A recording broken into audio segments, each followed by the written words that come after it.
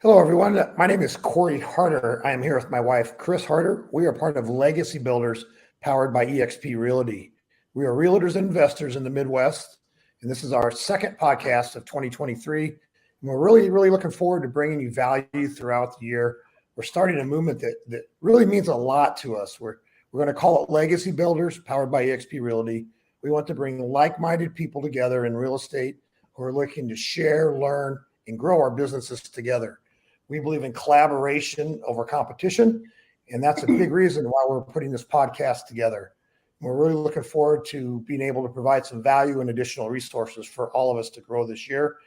And today's guest, Coti Brown, is just one of those and just does that. Yeah, we're super excited to have our former Iowa girl, Coti Brown, here with us. She's now in Michigan, but she is, again, another high hitter, entrepreneur, mom, does it all, works with her husband, grows this business and has scaled and gotten multiple streams of income. I mean, she is just doing it all. So we're super happy to have you here, Coti. Thanks for joining us. Yes, thank you. I'm super excited to be here. When we met you down in Dallas, I felt like we really hit it off. And so the minute you said you had a podcast, I was knocking down your door saying, I want to be on here with y'all. Yeah, so we were just thinking, yes, like in 2023, I mean, the big buzz is like, how are we going to make it? What are people going to do? It just seems super scary. So just wondering, from an expert like you, what is your plan? What is your strategy for going forward in 2023? So it's a great question. I feel like there's so much buzz, right? Whether it's media attention, we have all this like sky is falling kind of attitude towards stuff. But the reality is the same things that worked over the years are going to work now. And when I just started in the business in 2018, and when I started, our market wasn't a ton different than it is right this second. It wasn't super busy. It was it was rates that were, in the low fives, I believe is where we were at the time, to mid fives, depending. So they're a little bit higher than that, but we had houses that sat for 30, 60, 90 days out here at that time. And to call somebody up and say, oh, good news, I got you an offer. It's only 10% less and they only want 6% concessions and they're contingent. That was pretty common practice back then. So this market isn't unlike anything we've seen, contrary to what people want to say. It's not a lot different. The biggest thing is how we're getting business. I really, personally, something that many people may want to hear, I'm glad that the market that we had in 2020 and 21 is done. For anybody that's been around like that, those markets were not normal. I wasn't in real estate at the time, but I was a financial advisor during the early 2000s. So 2006, 2008, when everybody said, the sky was falling then when it came to financials. And I did very well during that time, actually, as a financial advisor, because I did the same business that I always did. I took care of clients, I built relationships, and that's no different than real estate. It's just a different widget.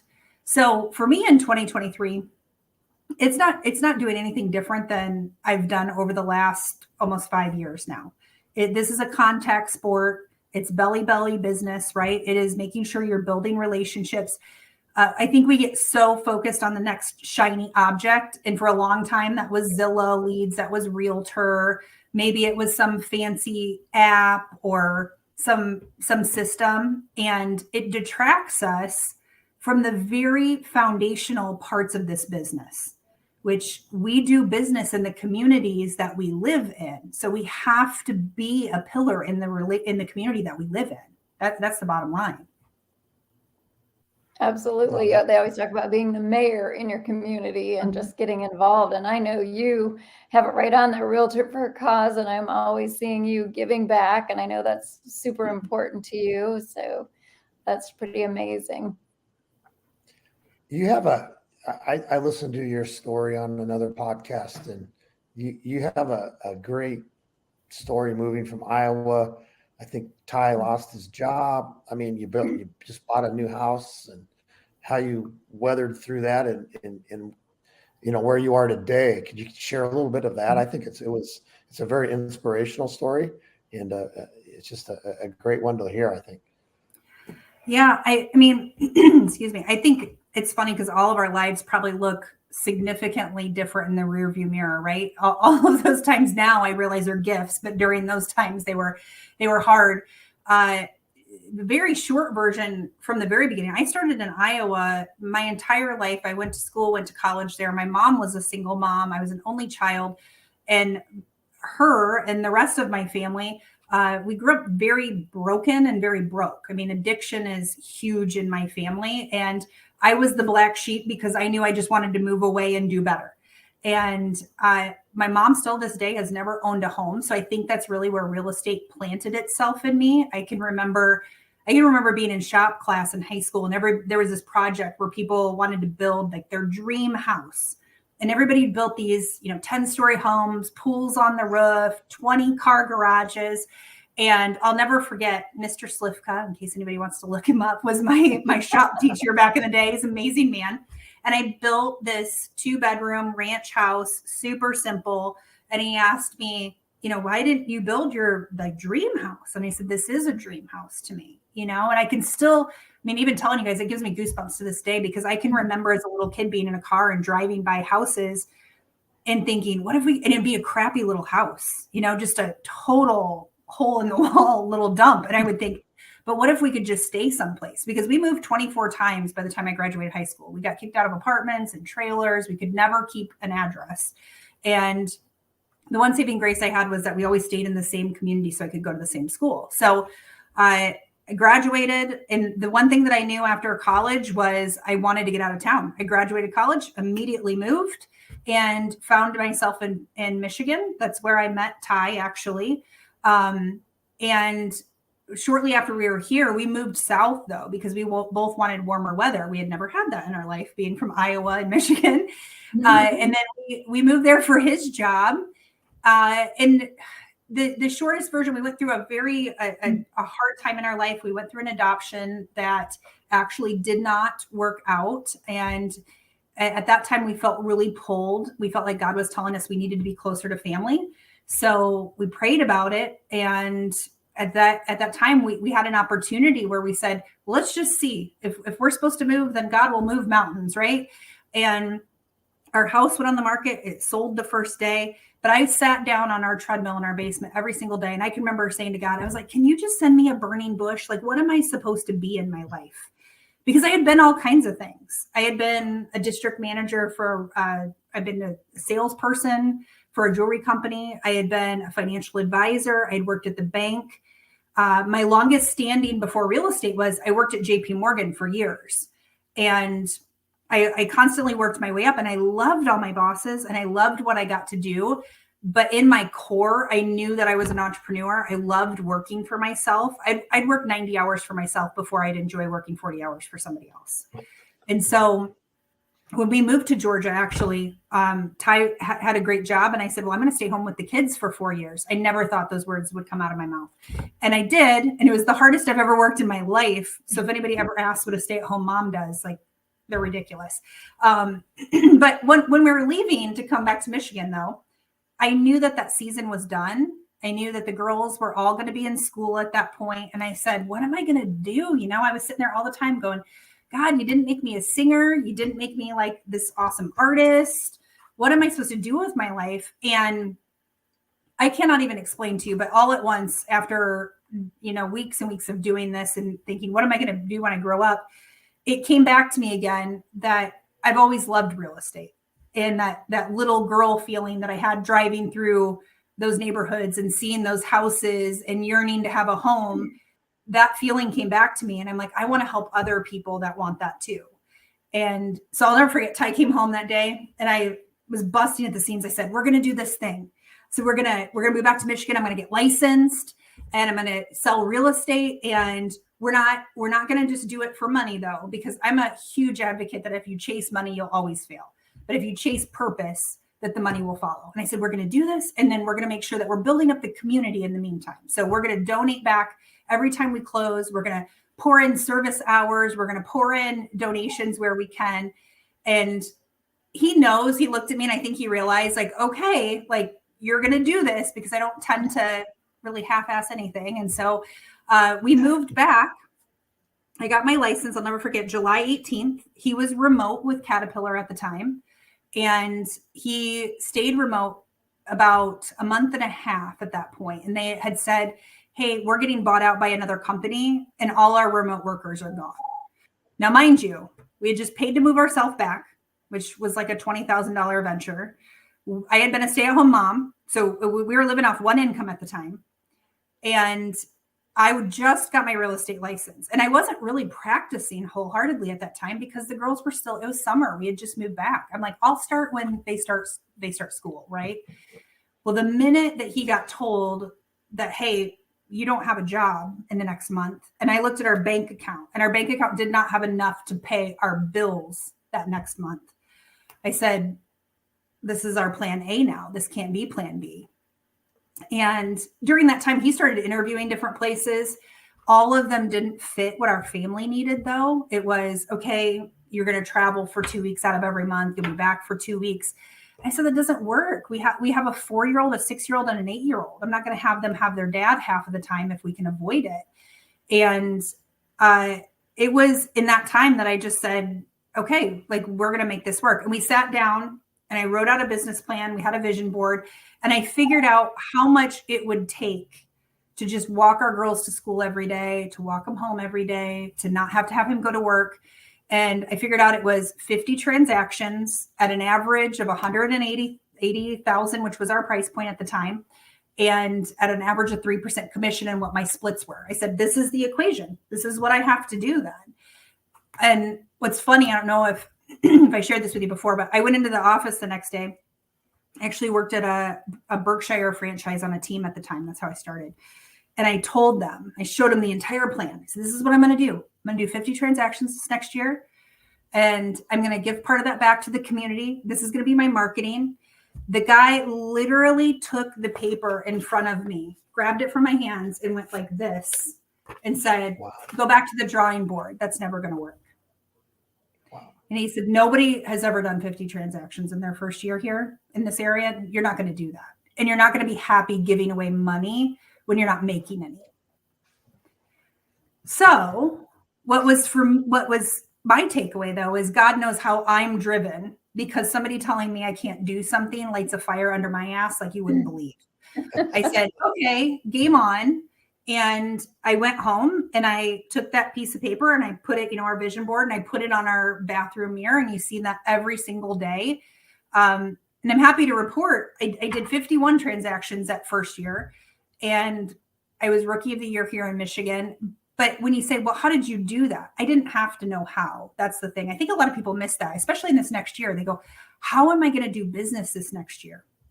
You honestly don't even have to know how. You can figure out the how while you're doing it. I had to know what I wanted. In the fact that I would go to bed thinking about how bad I wanted us to be a full-time family and be able to take our girls to and from school, and how bad I wanted it when I woke up in the morning. It's a feeling. Like I felt it in my bones. I felt it in my soul. And when you attach to what you want that bad, you can figure out how. There was no amount of okay, you're going to have to cold call, or you're going to have to go to events, or you're going to have to do whatever. I was willing to walk through fire at that point. It didn't matter. I love it. And I want you to just touch, if you would, a minute on the vision. Oh, yeah. On the vision board, because I know that you held an event, and we have gone through that process too. So we have a board, and our vision board takes up like an entire wall in our office. So every day you're able to look up there, and, we have friends, family, faith, family, friend, down the middle. And then we have pictures of this and who we've met along the way. A lot of people with EXP and, Glenn Zanford and all the big wigs. And that's kind of a goal, I guess, to be in those shoes where people are wanting to meet you as well, right? And how important that is in knowing what you want and having that drive like you're speaking about. But I don't know if you want to just kind of talk about what you do on a vision board, or like your plan for 50 transactions. There's also another plan like you're talking about with your family. So yeah, I love vision boards. We've done them in our family, and I have to give kudos to actually direct sales. When I stayed home as a stay-at-home mom, I worked for an MLM company at the time, and they were huge on vision. Quite frankly, when I worked in corporate America, nobody ever really talked about vision boards and vision stuff. And so I have to give them a hats off that they really trained me at that point to think about what was possible. And we've done vision boards as a family since 2014. I'll never forget our middle daughter, her very first vision board she ever did had like 18 hot dogs on it. All she wanted to do was eat hot dogs, apparently. So, but every year we've done one, and every single year I can tell you that a majority of that board, if not all of it, a couple of years gets accomplished. And there's a lot of people that say, oh, it's just, it's just hocus pocus, whatever, that it's nonsense. And I think that's ridiculous. It's proven time and time again. When you look at even professional athletes that go and make the most 3-pointers, they have visualized making that 3-pointer 10,000 times before they've actually shot that shot, right? It is proven that when somebody is in an ICU, if people come in and speak to them about, okay, you're getting up and you're walking again, you're going through therapy again, their odds of beating death or being able to recover quicker are significantly better. So much of the work that we have to do as realtors is done between the ears, and it's not done anywhere else. And when I said, oh, I wanted to do 50 transactions, the reality was I didn't want to do 50 transactions. If I could have done it in one transaction and made enough money for a family to live, I would have done that. That's not what I attached to. There wasn't a single day that I ever said, I want to go out and do this many. And quite frankly, I didn't break it down into even the transaction. When I dug deeper, I said, okay, in order to get to this amount of transactions, I know that I need this amount of clients because this many will likely convert. And this means I need to be known by this many people in this community, which means I have to get to this many events. I mean, I broke it down really micro into habits. And my habits, how I built my business, were aligning myself with a lot of local charities and causes, as well as even local businesses. So if I wanted to be known in the community and for them to share my story, I had to be out in the community, right? So that had nothing to do with the 51. That had everything to do with the actual daily habits. But your vision board should never have your how-to, in my opinion. It should always have your want. What is it that you actually want? Because nobody ever says, oh, well, I want to go out and I want to work 90 hours and I want to hate what I do. And if we're being brutally honest, there's parts of this business that we don't like doing, but I like the outcome. I did our vision board event we did last week. I had Robbie Cabas stand on stage and say, who loves to be a realtor? And everybody raised their hand. And he said, I'm going to be vulnerable with you and tell you that I hate being a realtor. And he said, it doesn't mean that I hate people or I hate that. He goes, if I had a choice, would I rather be with my son or would I rather be out showing houses? Well, I'd rather be with my son. That's a given for anybody, right? But we love what the business can do for us. So did I love selling 51 houses? No. Did I love that it brought my husband home and we got to work together? Absolutely. So I think that's the part with vision boards. So many times people put on their how-tos, not their actual wants. And they also get very detailed on what they're going to have, like, I guess, really micro on it. And that's not what a vision board's for. The vision board is big. If you think of one of the greatest visions of all times, and this is going to show how much I don't know about history and presidents, but I remember it was the president that said, hey, we're going to put a man on the moon and we're going to bring him home by the end of the decade. Somebody could probably tell me what president that was. But that was one of the most simple visions ever and biggest visions of its time. But because it was so specific, without all the how-to, we can accomplish it, right? It's like me saying, I need to make $250,000 my first year. Why I need to do that? I need to do that to bring my husband home to walk my girls to school. That's the part I focused on. Nope, love Absolutely. it. Yeah, vision boards are awesome. Actually, I learned a few tips there too. So thank you. So when you gems on that. On your path through, as you grew as a realtor and you grew your business and things, I mean, I know you started, I think it was, you were a broker and started your own brokerage, I believe, and then transferred Can you tell us a little bit about that story? How you? Yeah. It was So very I interesting. actually started on a team. Today. Yeah, I started on a team originally, and I made probably the number one mistake that everybody makes in real estate. I started at a brokerage with somebody that I knew. 90% of realtors start at a place because they know somebody. And we make the mistake as realtors of thinking, well, I know somebody, so that means I'm in the best place for me. And that's completely false. It's a terrible thing that happens in our industry, that we think that we're going to turn a friendship into a good business decision, when realistically you're better off turning a good business decision into friendships. You should surround yourself with people that are good business decisions. All of those people will likely become your friends. Unfortunately, we do the opposite. And that's exactly what I did. So I started at a place, we had both, the gentleman and I had both worked together at Chase, started on his team. Within, I think it was 6 months on his team there at Berkshire, my business had quickly taken off. And I 100% attribute that to, I built a story that could be shared. And if that's the one takeaway anybody has from this podcast, I think that's what everybody needs to do.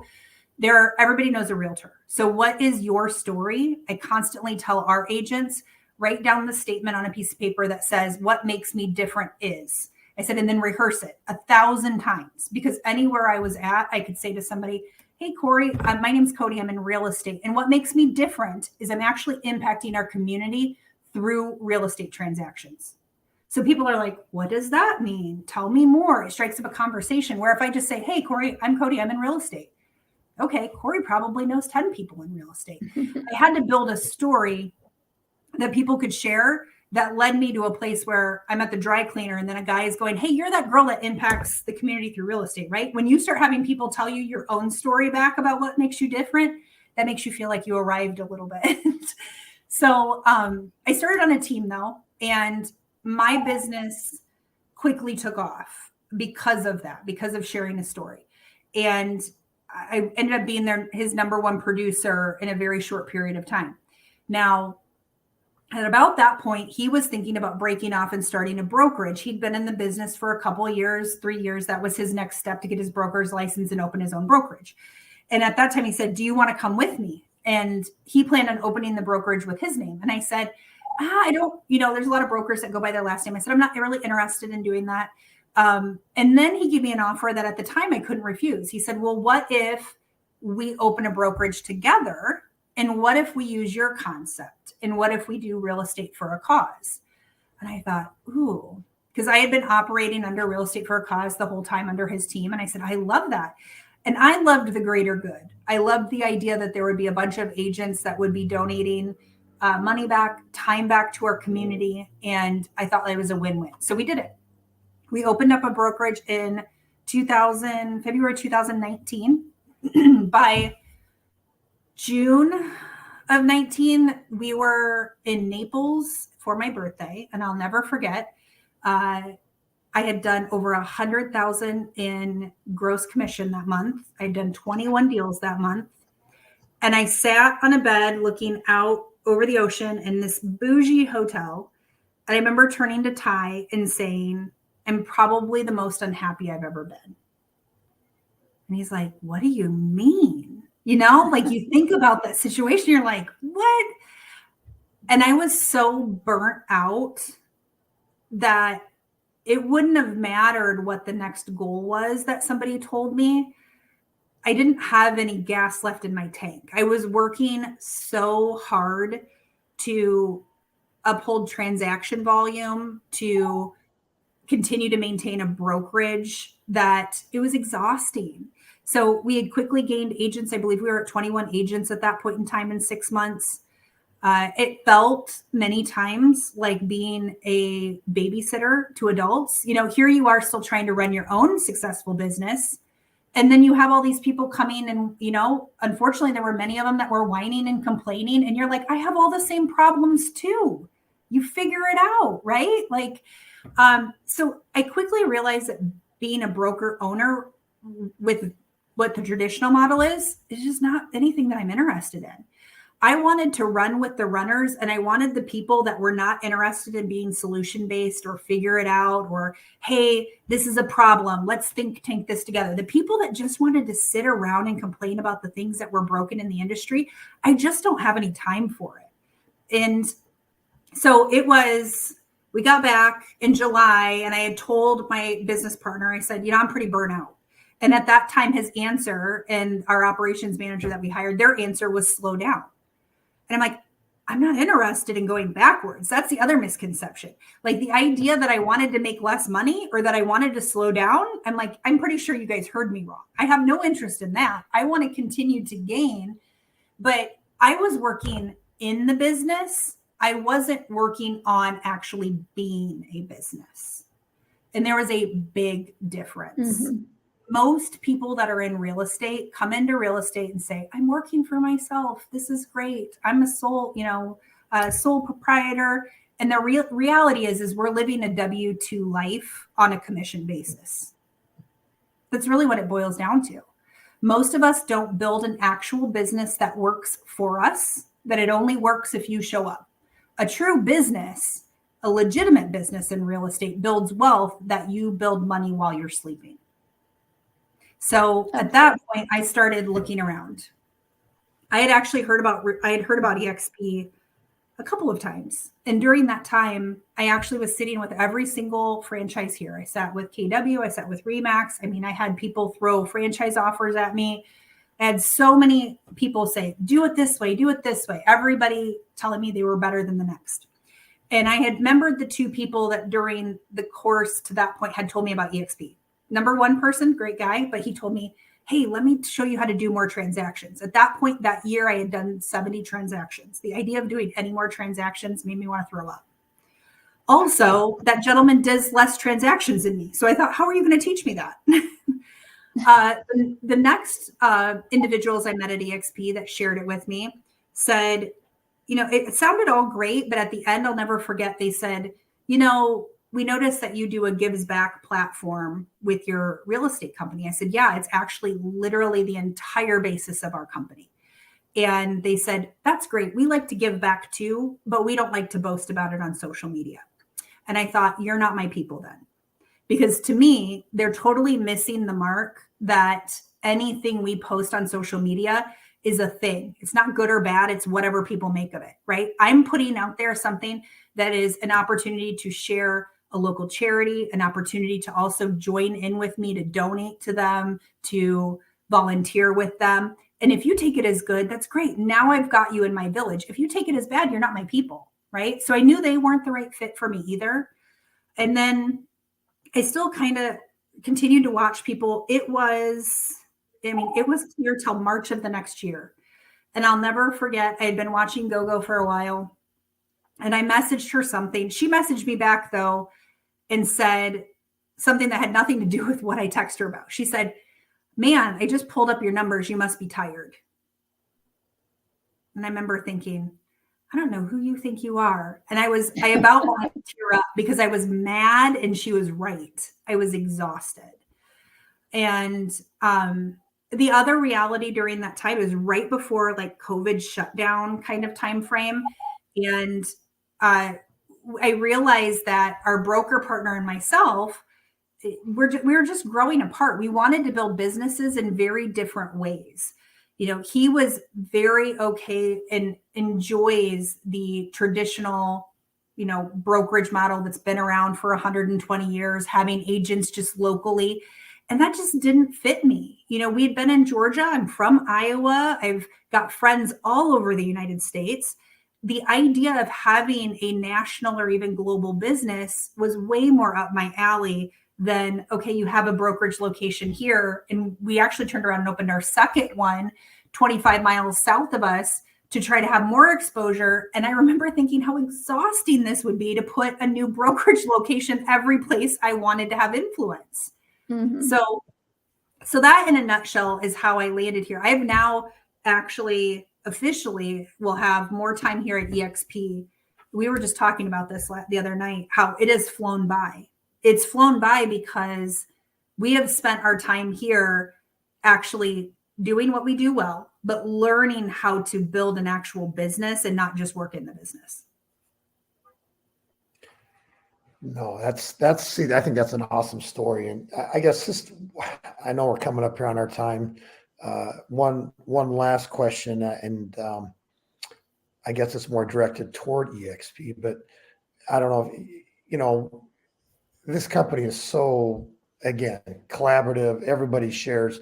You have access to the top realtors across the whole country, and they do return calls and they will help. That's so great. I mean, like you're giving your time today to help us, to help other realtors that we don't know how many that we can impact and help, but it's awesome. I mean, so what is it at EXP that really brought you there and it's keeping you here, I guess? Yeah. Well, I think it's definitely opportunity. Here at EXP, you can function and operate as a broker without needing to be a broker. And I love that. I think I can give the same opportunity to every one of the agents that we have. At this point in time, I believe we're at 40 agents. Every single one of them can build the exact same kind of business I can. And most brokers, that doesn't hurt them or upset them, but it did bother me. When we ran a boutique brokerage, the idea that I was the only one that could ever be at the place that I was, it irritated me. Or the idea of different people being on different comp plans. I'm not scared to work for what I earn. And I also like to offer the same opportunities to everybody. And the only way that you're going to rise above is if you work more. But what really drew me here in the first place was just that idea of aligning with people that were 3-4 steps ahead of me and then being able to copy paste. The amount of time I've been able to save building out the different lines of businesses that we've had here. And so to give you a perspective here, in 2 years, I went from learning to be a new agent on a team to opening a brokerage, which is pretty amazing in and of itself most of the time. But when I came to EXP, right now, in that same amount of time that we've been here, we have an immediate team that actually operates our personal business with a full-time admin, which I didn't have before and didn't understand how to hire, how to make sure we maintain that. So we have that micro team. We also have an organization that's in 7 different states at this point in time.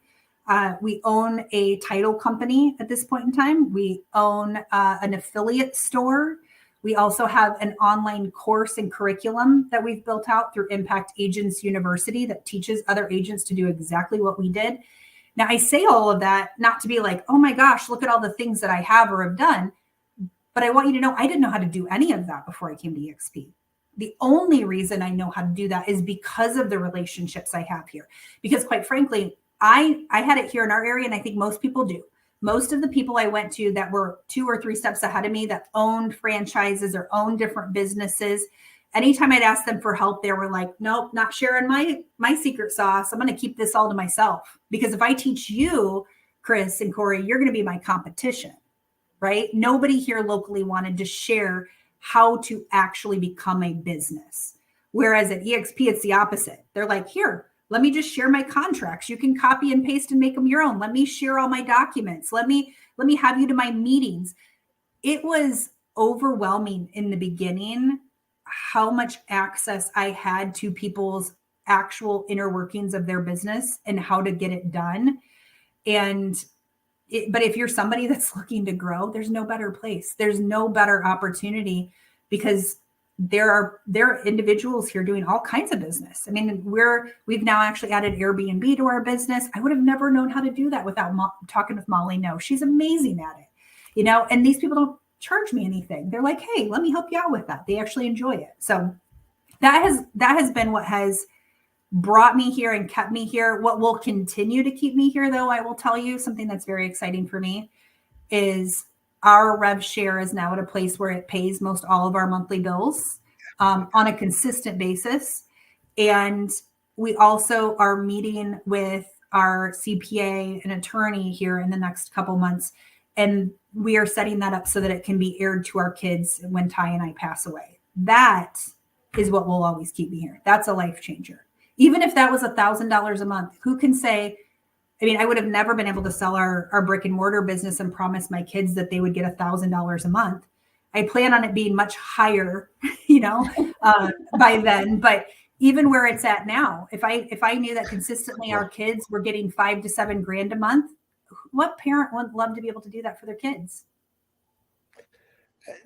You're so Absolutely. right. I And mean, go ahead, Chris. I could, yeah, it's just so exciting to be here at EXP. But it really is. And you've only touched on, a fraction of the things that are offered. We didn't touch about stock and the joke about never being able to retire and taking nothing with you when you walk out that door of that space you're renting from someone else. And this just allows everyone in wherever, what state, what country, to build their own business and learn from others. So we're just thrilled that you shared with us, and lots of nuggets and great information, and just appreciate knowing you and being able to, collaborate with our friends here at EXP, and sure enjoyed this time. yeah, thanks for giving back, Cody. You guys, this is Coti Brown, Realtor for a Cure, Impact Agents. It's Grand Blanc, Michigan, that I learned today. Number one realtor is an If awesome you say that if individual. you say Grand Blanc, we'll know you're not a local. I won't do that now because of you. Thank you, Cody. You're welcome. Awesome. So I guess we'll wrap it here unless anybody has any other comments, and we'll No, call it good. we love pouring back. So if anybody listening ever wants to connect or has any questions, they can always find me on Instagram under Coti Brown or Impact Agents. Yeah, we love getting to share ideas